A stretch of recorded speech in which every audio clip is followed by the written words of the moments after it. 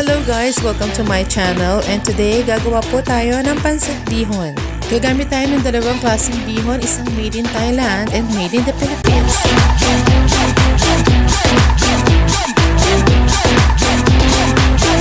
And now, simulan na po natin hiwain ng mga sangkap.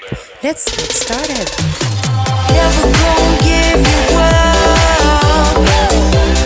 Never gonna let you go. Never gonna say goodbye. No, never gonna let you go.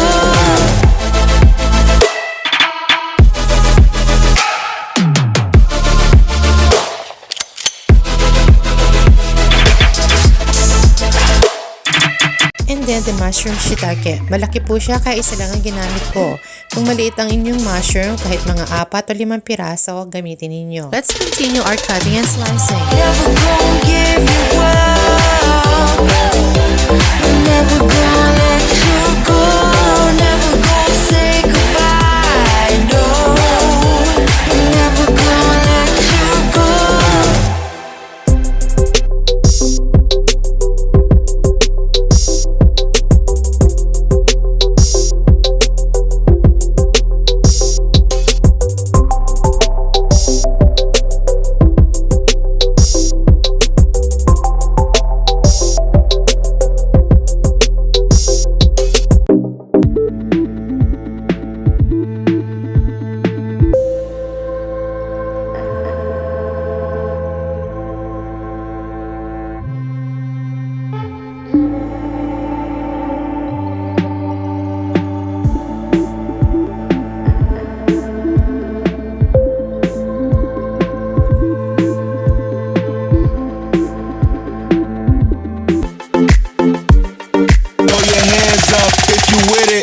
Drop it.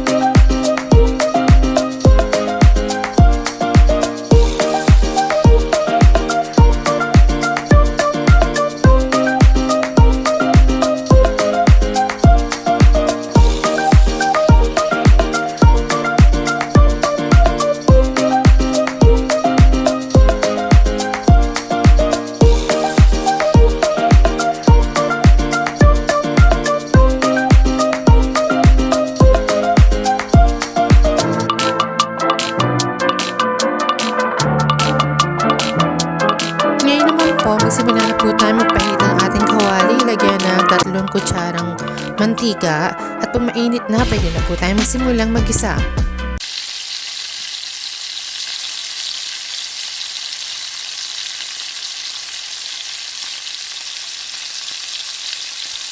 Oh, before I forget, yun nga palang ating hipon, kailangan natin balatan pero huwag natin itatapon ng balat dahil gagamitin po siya natin mamaya sa paggigisa.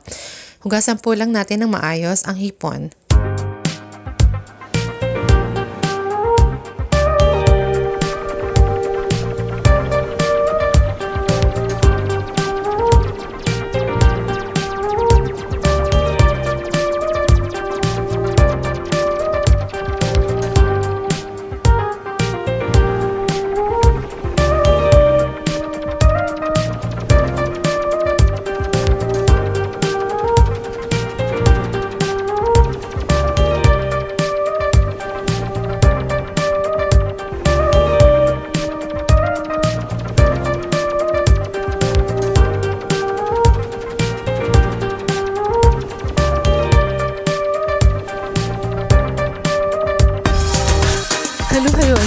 natin at pagkatapos ilagay na natin ang 2 tasang tubig.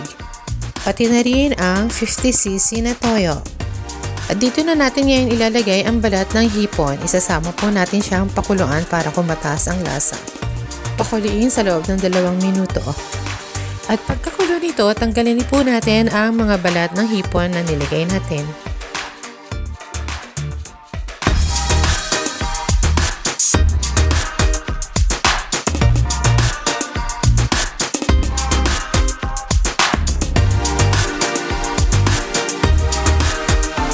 Dito na po natin ilalagay ang ating cabbage o ang repolyo.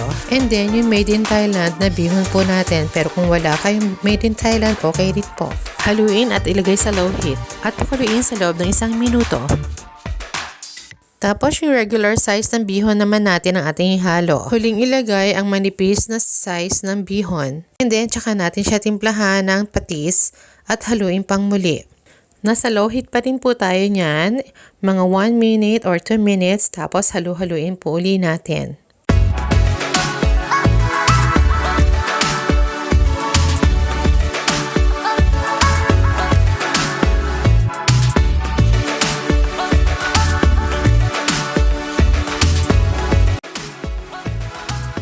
Kapag malambot na siya, pwede na po natin siyang iserve. Okay na siya.